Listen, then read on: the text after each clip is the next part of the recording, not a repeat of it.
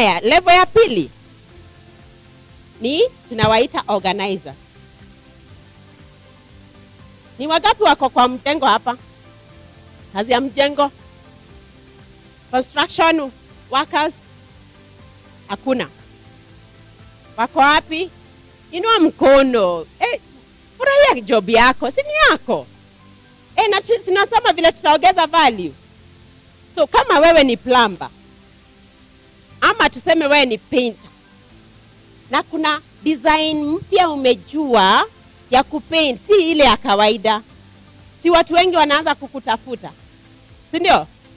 Ukitafuta na watu wengi utafanya nini?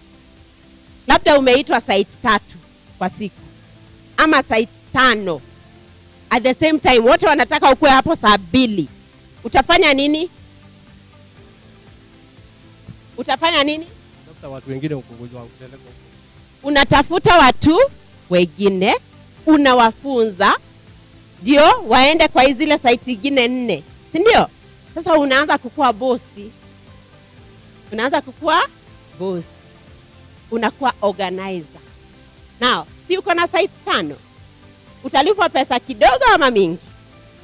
Sababu unachukua kwa wale wote umetuma, wewe ndio.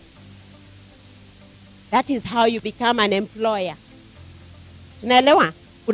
Kuna kitu tunaita leverage. Unaanza kuleverage watu wengine. Unatengeneza pesa mingi. Kwa pamoja?